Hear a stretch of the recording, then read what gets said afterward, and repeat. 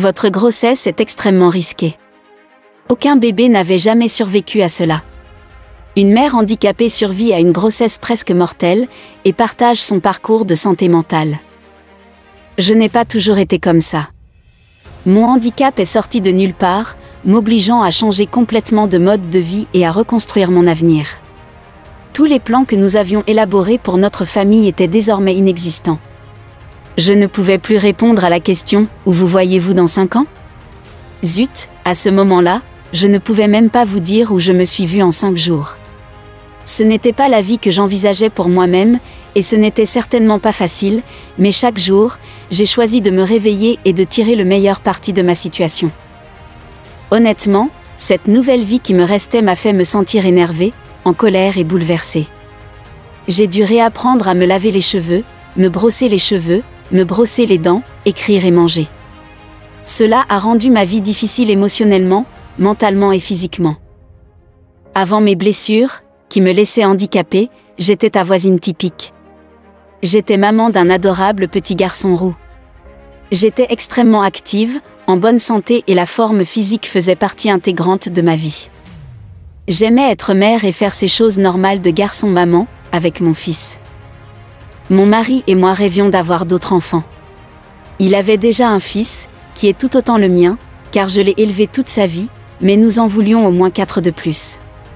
Cependant, après mes blessures, on m'a dit qu'avoir plus d'enfants ne serait pas possible. Mon utérus était trop endommagé pour porter un enfant. Il l'avait déjà prouvé après plusieurs fausses couches. Cette nouvelle a été si dévastatrice pour nous. Je n'ai pas pu être sous contrôle des naissances en raison du tas de problèmes médicaux qui ne me permettaient pas de prendre des hormones. Puis, de nulle part, nous avons découvert que j'étais enceinte en 2016. Nous nous attendions à une fausse couche compte tenu de nos grossesses infructueuses passées. Cependant, cette grossesse a dépassé le stade de toutes les autres. Ce bébé était un battant. Les médecins m'ont dit qu'en raison de mes organes bioniques, d'un manque de nutrition, de problèmes médicaux, d'allergies et d'innombrables autres conditions, nous étions à risque extrêmement élevé. Il y avait 75% de chances que l'un, sinon nous deux, ne survivent pas. Cependant, nous croyons en Dieu. Nous avons cru qu'il avait mis cet enfant ici pour une raison. Ce bébé était notre miracle, et il se battait. Ainsi, malgré les options, qui nous ont été données, nous avons décidé de nous battre avec lui. Notre équipe médicale a été d'un grand soutien et prête à tout donner. C'était un territoire inexploré pour les femmes atteintes de ces conditions médicales. Ce type de grossesse n'a jamais été couronné de succès auparavant. Aucun bébé n'avait jamais survécu à cela. Les implants, les organes bioniques, les tissus cicatriciels, qui ne s'étirent pas, et la nutrition intraveineuse étaient un cas d'apprentissage et nous ont transférés à The Med, ou Regional One The Med, qui est notre principal centre de traumatologie et hôpital universitaire. Et laissez-moi vous dire que nous avons beaucoup attiré l'attention des professionnels de la santé aux États-Unis. Des professionnels de la santé sont venus étudier et écrire sur mon cas. J'ai été hospitalisée pendant toute la grossesse et mon fils est né à 29 semaines par césarienne d'urgence. Il était à Lusin pendant que j'étais à l'USI.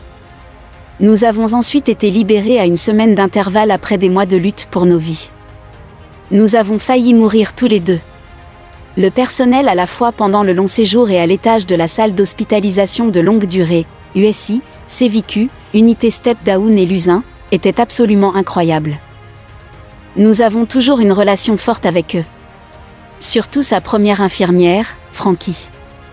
Elle compte beaucoup pour nous. Nous étions personnellement tellement liés à elle, et elle était tellement attentionnée et aimante. Frankie a fait un effort supplémentaire.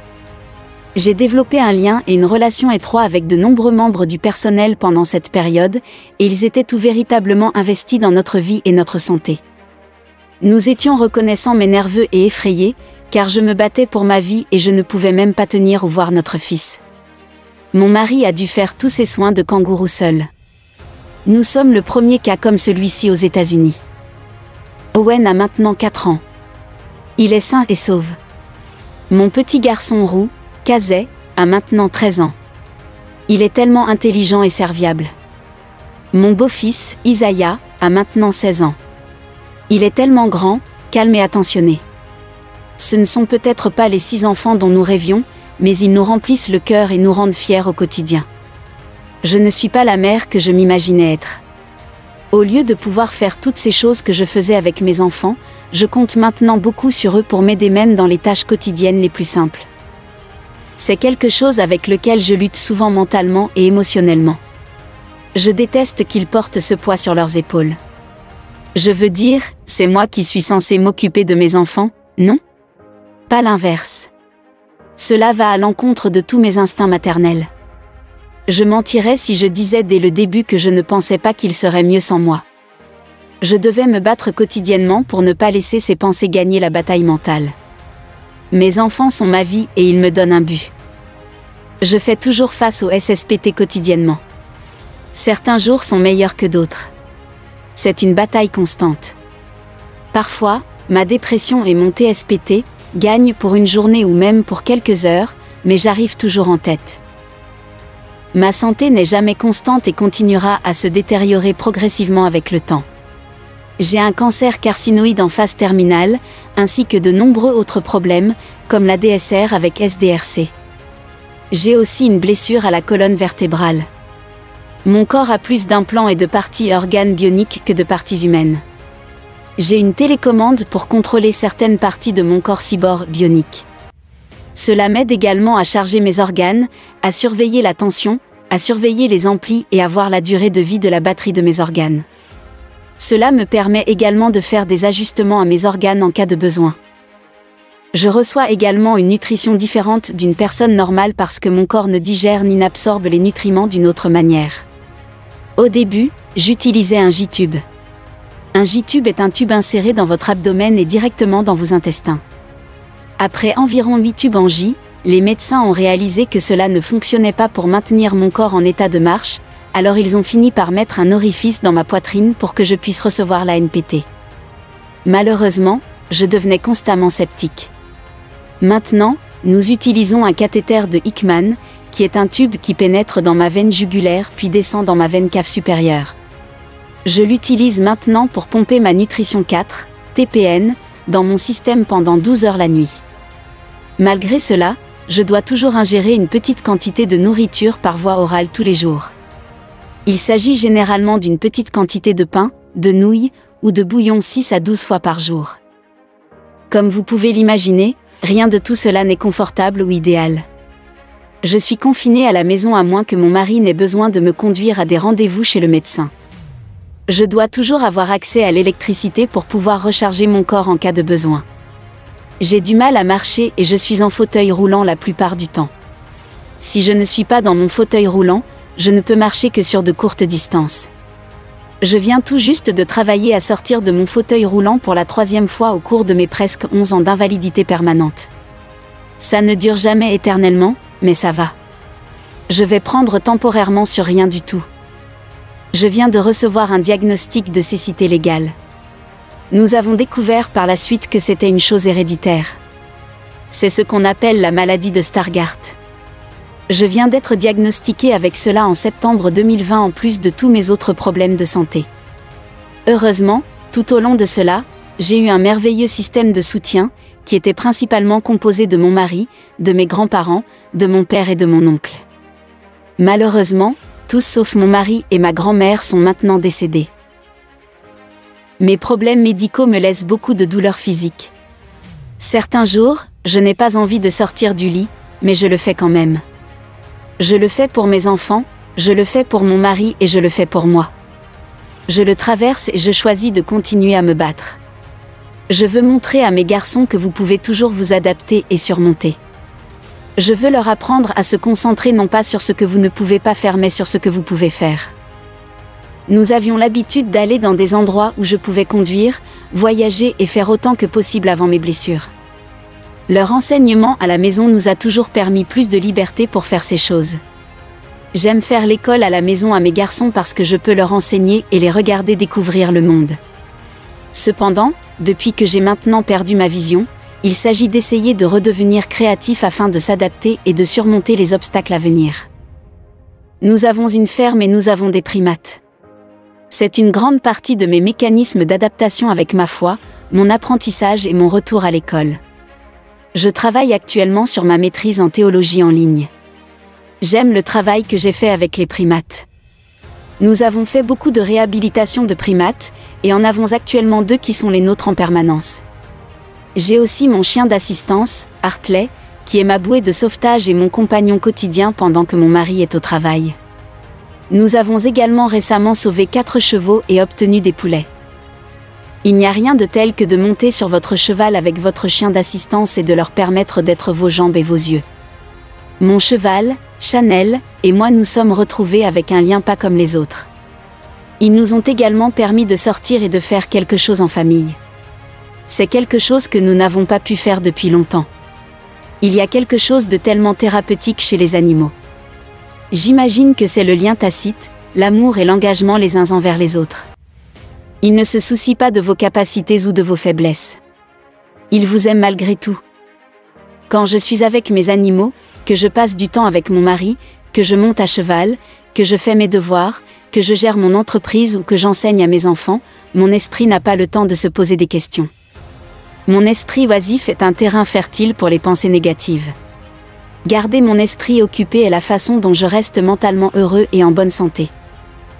Alors que ma santé continue de décliner lentement, je prie pour que mes enfants regardent en arrière et disent « Maman ne laisse jamais rien la battre ». C'était dur en permanence, au quotidien, mais elle ne l'a jamais laissé l'empêcher de profiter et de construire une vie pour nous. Je veux être aussi fort. Si c'est le processus de pensée que je leur inculque, alors mon travail est terminé. Nous n'avons jamais protégé nos garçons de la vérité sur ma santé, évidemment des réponses adaptées à leur âge, et ils ont appris à leur tour comment gérer les boules courbes avec moins de panique et une approche plus originale. Je suis dans une meilleure position mentale et émotionnelle qu'avant, mais cela ne veut pas dire que je n'ai pas encore de dépression. Je vais vous confier un secret, il est normal de s'effondrer et d'avoir des moments difficiles, une journée ou une semaine, mais vous devez éventuellement vous relever et aller de l'avant. Ne vous arrêtez pas. N'abandonne pas. C'est difficile à voir et à croire. Si vous m'aviez dit il y a 9 ans que je serais assis pour écrire un article pour, espérons-le, aider quelqu'un d'autre ou montrer de l'espoir et de la force, j'aurais ri et dit que je ne suis pas une bonne personne pour ça, et pourtant je suis là. Je vis selon ma devise déposée et protégée par le droit d'auteur, soyez réel, brut et non censuré. C'est bien de montrer votre douleur et votre blessure, mais rappelez-vous que vous êtes la lumière de quelqu'un d'autre dans l'obscurité. Je prie pour que les gens voient que vous pouvez faire tout ce que vous voulez, mais vous devrez peut-être travailler plus dur, plus longtemps et faire un détour pour y arriver. Vous devrez peut-être travailler très dur et faire preuve de créativité, mais faites-le. Ne laissez pas votre handicap ou votre problème médical vous détruire ou vous définir. Je dirige actuellement une entreprise prospère à temps plein depuis ma maison en ligne, j'enseigne mes 3 garçons à la maison, j'élève des primates, des chevaux, ainsi que d'autres animaux de la ferme, et j'obtiens ma maîtrise, le tout en phase terminale et handicapé de façon permanente.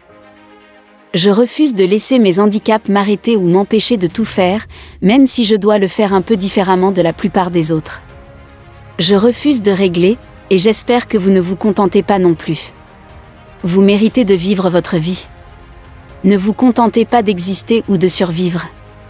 Je sais ce que c'est que d'être coincé en mode survie, et parfois ça revient toujours, mais ne vous laissez pas coincer là-dedans. Vivre la vie. Profitez-en. Vous pouvez trouver un moyen de profiter de la vie si vous le voulez assez. Ne laissez pas les dégâts, les défauts et les difficultés que la vie vous a lancés vous empêcher d'être la meilleure version de vous-même, même si vous devez faire un détour en cours de route. Je veux dire, n'avez-vous pas dû faire un détour inattendu avant que cela ne devienne une route plus belle et plus pittoresque que la route sur laquelle vous étiez à l'origine? Je sais que oui.